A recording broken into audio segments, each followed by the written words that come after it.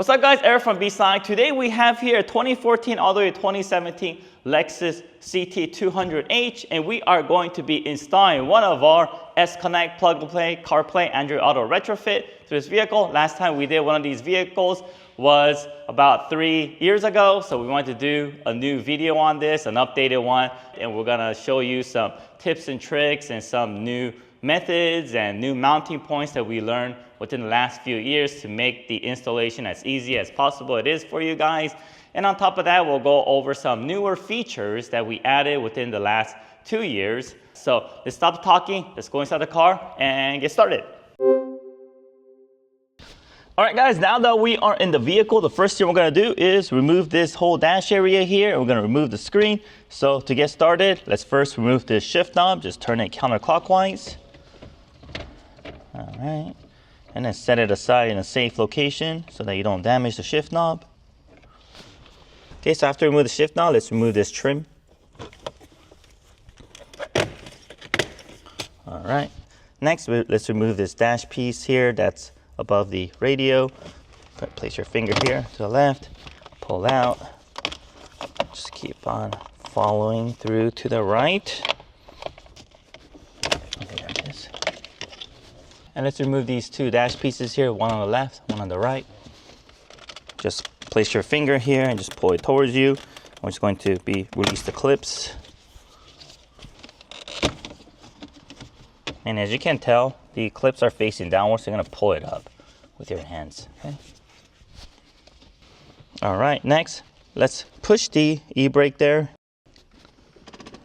Make sure that's there before you remove this centerpiece, because we may have to change the shifter to neutral, and when we do, we don't want your car to roll if you're parked at an incline.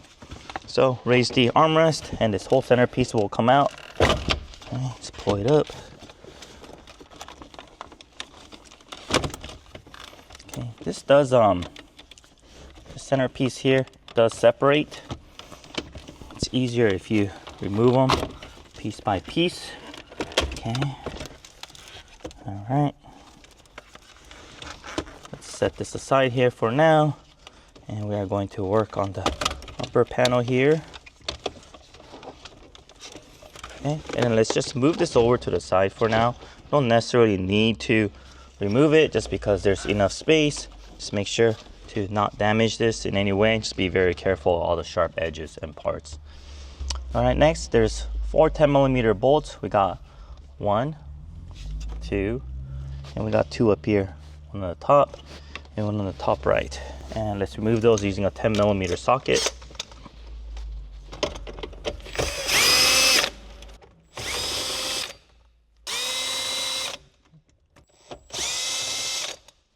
Before we remove this, we're gonna remove the top piece over here. So go ahead and place your hand behind here and just pull this towards you. It's just being held by clips. Okay, look back here, push down on this release. All right. Next, we're gonna remove these vents here, just being held by clips. So you'll remove this using a panel removal tool. Smaller panel removal tools work better in these type of parts. Okay, there it is. There it is. All right, perfect. And let's disconnect the connector behind here. All right. Next, you could either grab a flathead screwdriver or anything with like a flat edge like so. We're gonna look under here. There's 2 clips that we're gonna release. There's one here, right there. And there's another one here to the right. Basically gonna push down on the release tab and push up. So when you do that, if you want, you can also use a panel removal tool on top and then pry it up while pushing this release tab. Okay, like that. I'll do that for the other side. Push, all right, and then release, okay. All right. Okay, and use the panel removal tool to pull the rest of the panel up.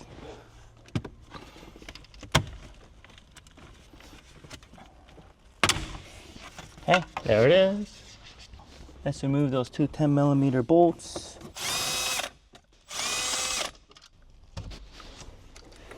And now let's grab this screen, pull it towards you. And there's two connectors. One is a blue one, disconnect that. One's a black one, disconnect that. All right, cool. We got everything out. Next thing we're gonna do is remove the radio. We're gonna connect everything and then mount the boxes behind the radio today. Previous videos, we used to mount them under the glove box up here. You can do that as well. Or you can also just mount it behind the radio. There's a lot of space over there too. So you can pick and choose where you would like to mount it. But before we pull this out, we wanna cover this area with our blanket here. Let's go ahead and disconnect this. There's a lot of connectors for this CT. So when you're disconnecting stuff, just make sure everything gets reconnected to the correct locations. All right, guys, so I removed one of the panel pieces over here, disconnect the connectors. The other one, I just wrapped it here with some towel to cover it, to protect it from getting any scratches for the interior or that panel. Next, let's pull this radio out. We already removed the 10mm bolts earlier. So what we have to do is pull on it, and here it is. And let's just leave it out here for now, okay?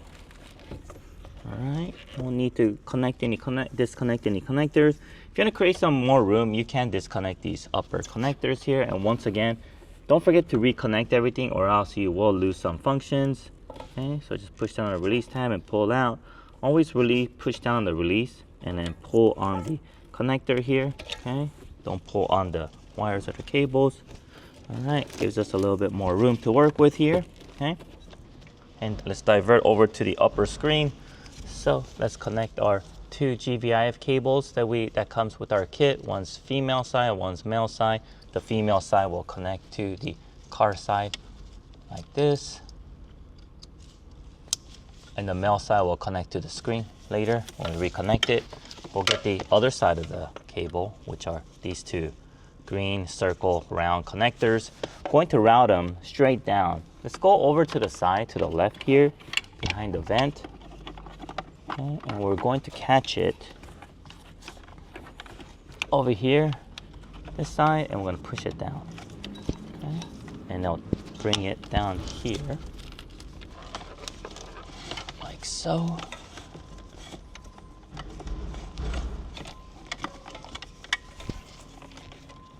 Okay, and it's over here. I'm gonna leave this here for now, but in the meantime, let's reinstall the upper screen. We wanna put the screen back to its original location, just so that it lessens the risk of any damage to any of the parts that we have laying around. Okay, so we're going to reconnect this blue connector. This is from our kit. And we are going to connect the original black factory connector. All right, and let's push this back in here. There it is. All right, terrific. And let's go back down here. So we'll let this hang out here for now. And next, we are going to work on our large connector here. Okay, and if you look back behind the radio, okay, so this is the connector that we are going to disconnect. Okay, push down on the release tab like so and pull out. All right, and let's disconnect this. And we're going to connect our plug and play harness. Our female side will connect to the car's male side. Okay, and when you're connecting this, it needs to push in without much effort.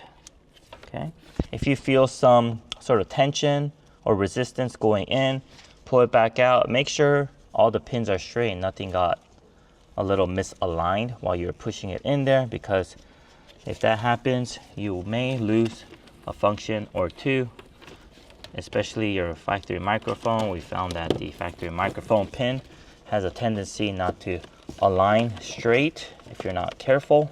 So if you feel any tension, just pull it back out and just double check that the pins did not get misaligned. Okay, and going back here, the male side, let's connect it back There it is. And when you're pushing it in, make sure it clips into place. All right. And just as a side note, the harness is going to pre-configure to your vehicle, but if you want to just double check, these are the CAN wires here. The red GS cable needs to be connected to the orange and the white CAN wires. The brown RX will connect to each other, okay? This is how it needs to look. And next, let's route our USB extension cable. For the Lexus CT, we don't really have a good location where we can route this extension cable. You can put it under your armrest, but you're gonna have to drill a new hole to do that. We don't like to do it. So we just like to route this to the glove box. So open the glove box. Okay, we'll remove this tray here. Just pops right out. Notice that there's a little door here. Just push on this release, just pull it open. Okay, and that is where the USB extension cable is going to come out of. So let's route that. Okay, so the female side here will go behind the radio. Okay, and when you're routing cables, do as best as you can to not tangle or cross the cables. It's a very short distance. You just reach your hand over. It's very easy to route it. All right, so there's gonna be a little bit of tension here, but it'll still stay put. All right, so we got the USB mounted. We got all the connectors connected. Next, let's route our RF antenna. This is gonna go to the driver's side. So behind here to the left of the radio is an opening to route it to the driver's side. It's a short distance. You can catch it with your left hand.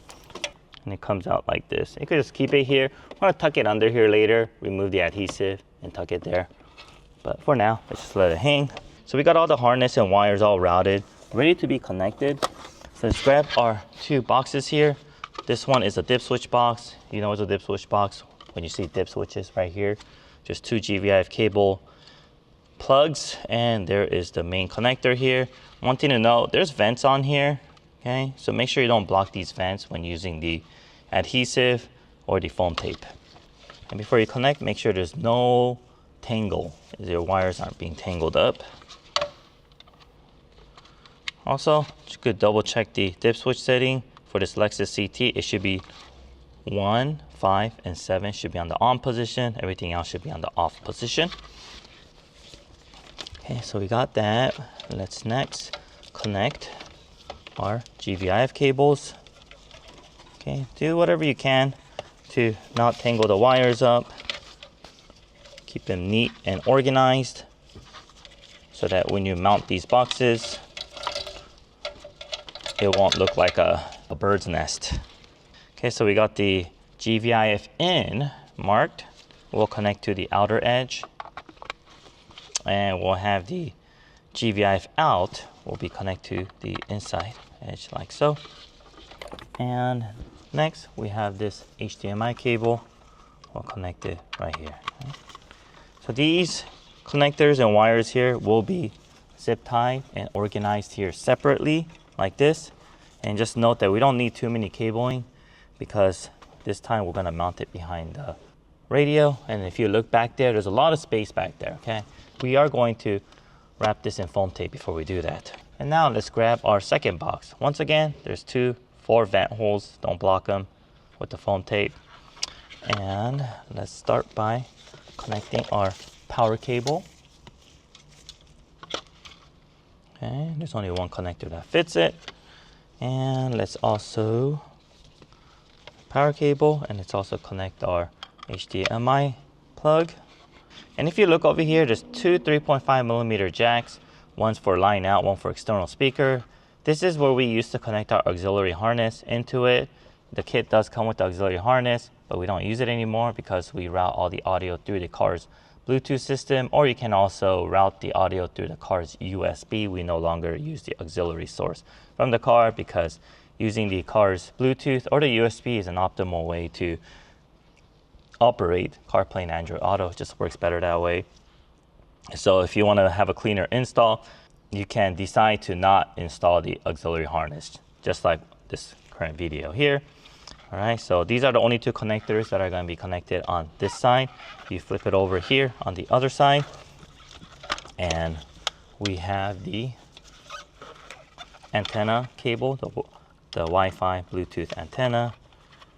Okay, let's connect it. All right, and next to it we have the USB. That is the cable that was routed to the glove box. And then next to it is mic in. So we're going to connect the microphone, 3.5 millimeter jack. Okay. And that's it.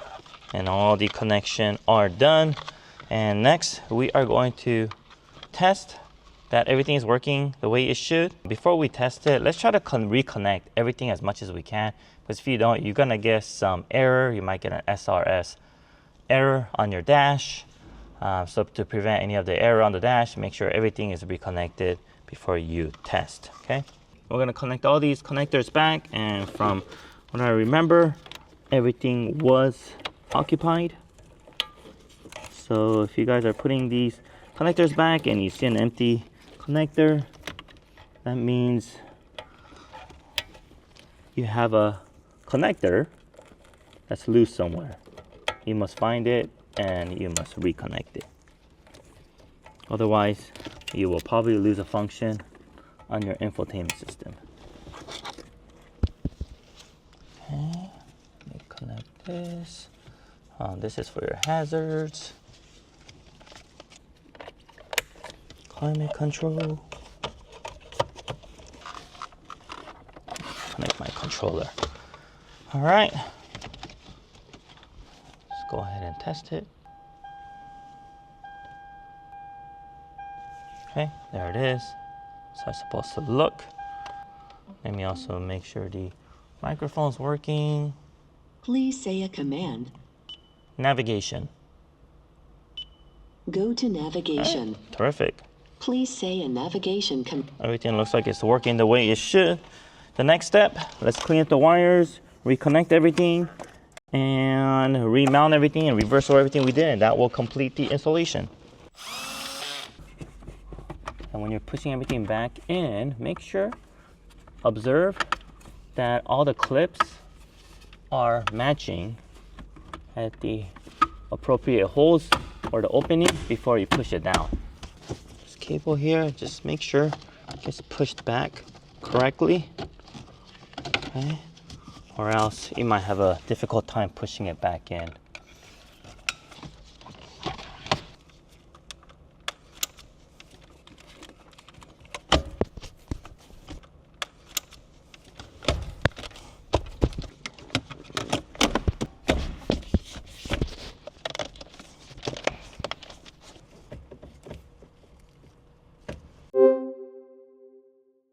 All right, guys, we just finished installing our CarPlay, Android Auto, plug-and-play, S-Connect retrofit for this Lexus CT200H. Let me do a quick demonstration and show you how it works.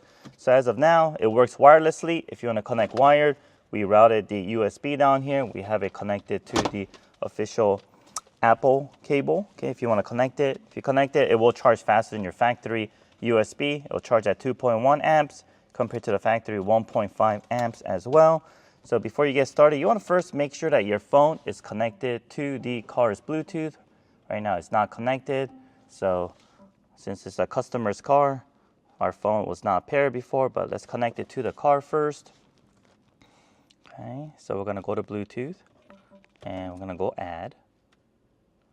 Okay, and on your phone, we see the hands-free. That should be the Lexus CT. Let me wait a little bit. Okay, there it is.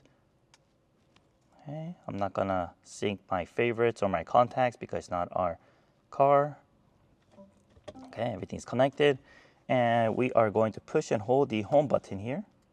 All right, and that'll take you to this 3 icon screen. This is a screen you see when nothing is connected.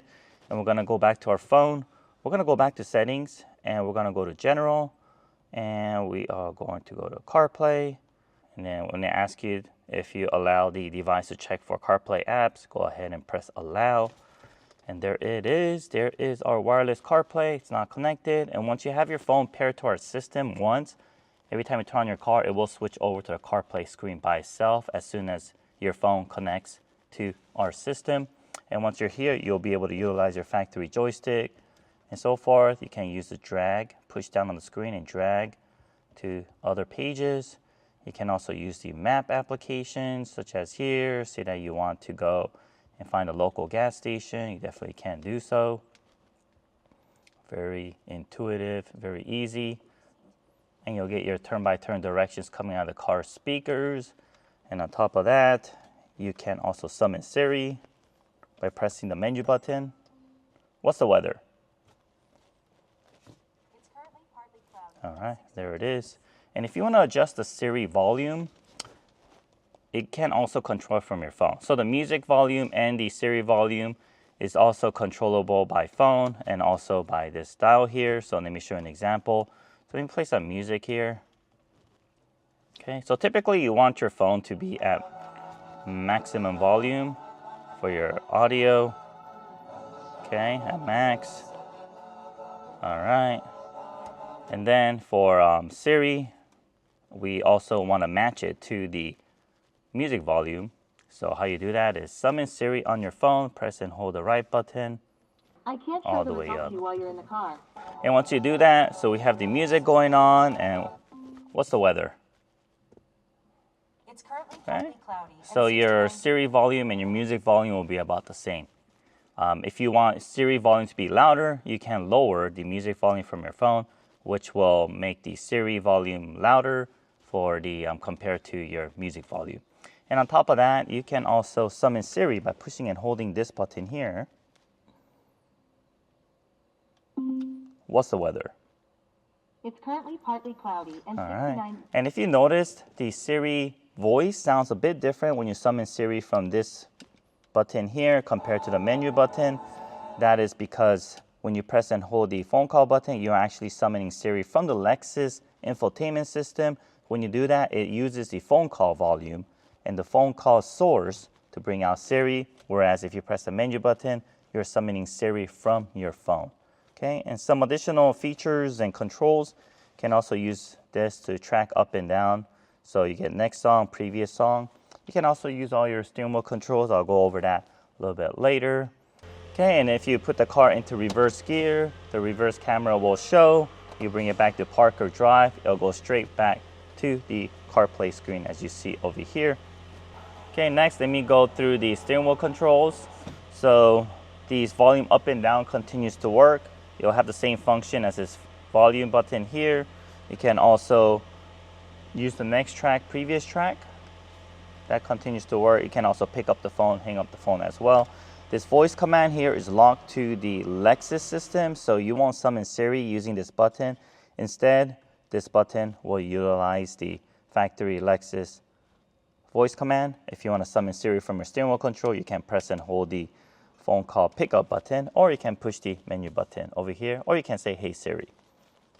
And if you want to go back to your factory infotainment system, push and hold the home button. That'll take you back to your factory native infotainment screen. And if you have an Android phone, everything works exactly the same. The phone pairing is a little bit different. You'll do it through the Bluetooth menu instead of the Apple phone's CarPlay menu, so just keep that in mind. Otherwise, everything will work exactly the same. All right, guys, well, that concludes our installation demonstration of this Lexus CT. It works from 2014 to 2017 model. You will need the factory screen. If you have the one without the factory navigation, but with screen and the little jog dial, we also have a kit for that as well. It's gonna be a different part number. It's gonna be the same, but the connector behind the radio is gonna be a little bit different. So if you have any questions, leave a comment below, or you can email us at info@bsonicusa.com. We are here to help you finish your installation. If you're DIYing it yourself, if you're a shop installing it, we're happy to help as well. And on top of that, we have these products in stock, ready to ship today. So if you are on the fence about this and you're looking for a CarPlay or Android Auto solution for your older model Lexus vehicles like this Lexus CT, look no further. It's available at bsonicusa.com. Put in your order today and we'll be able to ship it out to you right away. Well, thank you for all the support and all the likes and all the followers, subscriptions that you have given to us so far. Thank you very much. Our channel is growing. And if you're new here, help us by subscribing to our channel and also giving us that big thumbs up. Thank you very much for watching, and I'll see you guys on the next videos.